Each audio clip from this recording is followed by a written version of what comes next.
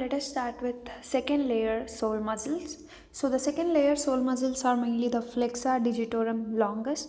So you can see here the flexor digitorum longus tendon, right? So according to the name, you can understand it is going to the 4 digits except the great toe, and it's a long muscle and it's a flexor. So remember, one flexor is in the second layer, and next comes flexor digitorum accessoris.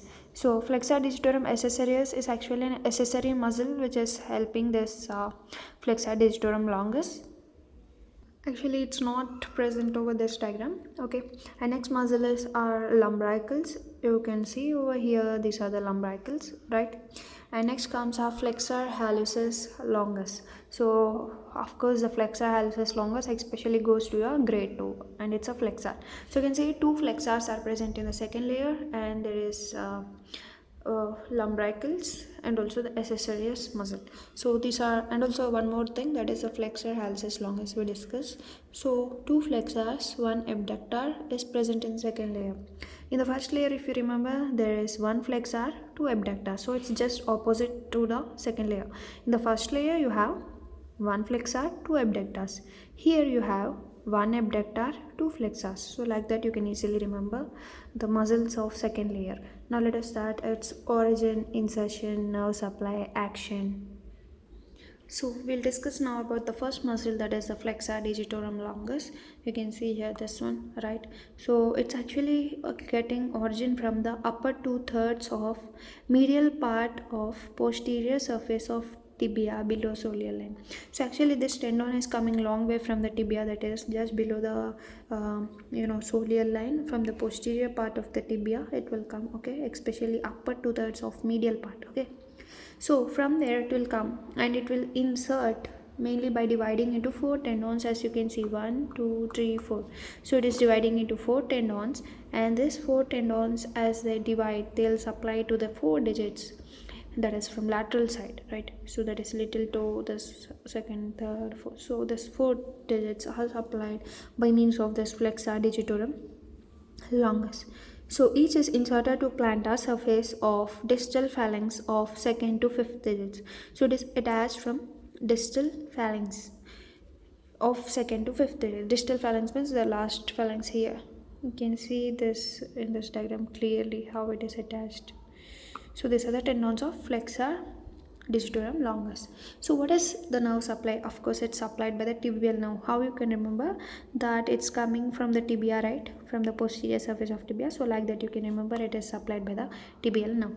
And next, the action is mainly the plantar flexion of lateral four toes and plantar flexion of ankle, and maintains the medial longitudinal arch. So plantar flexion is nothing but, for example, if you think my hand as foot, so normally it will be like this, right? If it goes like this, that is called plantar flexion. Especially it does plantar flexion for the little toe and this four toes, except this great toe in the case of our leg, right? So this will go plantar flexion like this, and even the ankle joint will go plantar flexion like this, okay. So that is the function of this flexor digitorum longus. Now we'll go to flexor digitorum accessoris. Actually it's not shown here. It is called because it's an accessory to flexor digitorum longus, and it arises actually from two heads. It has two heads, that is a medial and lateral head. The medial head is large, fleshy, and it arises from medial concave surface of calcaneum over here, right, and from its tubercle, whereas lateral head comes from lateral side. It's small tendinous, arise from calcaneum in front of lateral tubercle, and from long plantar ligament the two heads unite and form an acute angle. So these muscle fibers are inserted to lateral side of tendon of flexor digitorum longus. So lateral to it here, somewhere over here, this accessories muscle will go and attach. So it is supplied by main trunk of lateral plantar. Now why? Because it's facing on lateral side. You can see little toe side lateral side, great toe side medial side, right? So it is supplied by lateral plantar nerve. And the action of this accessories is mainly it straightens the pull of long flexor tendon and also flex the toes, especially through the long tendons. So mainly it straightens the pull of long flexor tendons, for example like this, okay.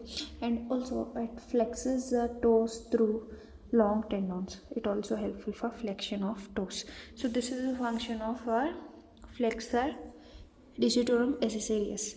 Now coming to lumbricals, you can see here the lumbricals. There are 4 in number. They are numbered from medial to lateral side. So like this, 1, 2, 3, 4. So these are the 4 lumbricals. They arise from tendons of flexor digitorum longus. The first lumbrical is unipennate. You can see here this is a flexor digitorum longus. So from this tendon only they form lumbricals. So the first, if you see the first lumbrical, it's unipennate and all others are bipennate lumbricals. Okay, this is important to remember. And these tendons will pass forwards on the medial side of metatarsophalangeal joints over here of lateral foretoes, and then dorsally insert into extensor expansion. So they will go and they'll go dorsally. This is plantar surface, right? So they will go dorsally and get inserted into the extensor expansion. So the first muscle by medial and the supply. Now we are discussing about nerve supply. This first lumbrical muscle is supplied by medial plantar nerve, whereas the other 3 are supplied by the branch of lateral plantar nerve. Of course, it's very simple to remember this nerve supply, because as it is on medial side, it is supplied by medial plantar nerve. As these 3 are lateral side, so they are supplied by lateral plantar nerve. So mainly, what is the action of these lumbricals? They maintain the extension of fingers at interphalangeal joints, so that in walking and running the toes do not buckle under. Yeah, so if you see this interphalangeal joint should be straight, especially while walking. If they'll go like this, then how you can walk, right? So to walk properly, this toes should be normal. So that is maintained by our lumbricals. Now coming to the last muscle of this group, the second layer, that is the flexor hallucis longus tendon. You can see, right? So flexor hallucis longus, it's originating from lower 3/4 of posterior surface of fibula, except the lowest 2.5 and adjoining interosseous membrane. So it is coming from fibula. If you remember, flexor digitorum longus is coming from tibia.